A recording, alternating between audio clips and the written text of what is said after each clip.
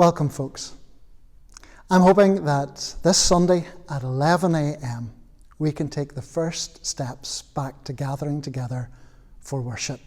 Please don't feel under any pressure to gather with us if you're feeling vulnerable or if you're looking after someone who is vulnerable. And if you're not feeling well or you have any of the symptoms of COVID-19, please do follow the government medical advice. We are going to be following all of the guidelines that PCI have outlined in order to keep us safe as we gather. This is just a little video that will give you an introduction to what you can expect as you come to meet with us this Sunday.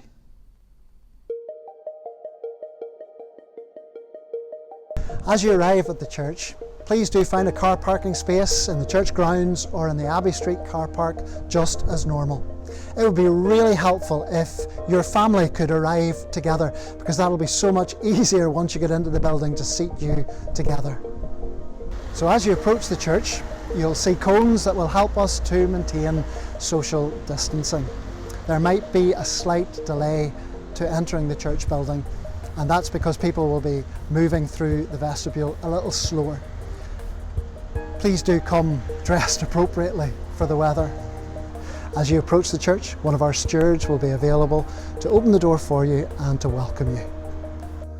When you come into the vestibule, one of our stewards will greet you and you'll see a sanitising station. Please do use the hand sanitizer, and if you'd like to pick up a face mask, you're welcome to do that, or you may have brought your own. If you're visiting with us, we're going to ask you to fill out a contact tracing card. But if you're a church member, we already know where you live, and we will be taking a little photograph of the congregation as the service begins so that we know where you're sitting. You'll also see the offering box in the vestibule, and that's because there won't be an offering collected during the service. If you have children with you, please pick up one of our children's packs. We've got activities for you to use during the service. And then afterwards, if you're leaving via the front door, please just leave it here in the vestibule, or if you're sitting downstairs, please just leave it on the stage as you leave. And next week, collect your own bag again. And if you'd like to use the cloakroom, there's one available in the vestibule or in the fellowship lounge.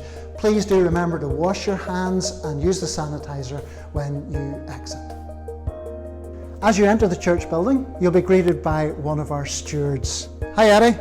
Good morning, James. How are you? Please do wait with the steward here while we try to find you a seat.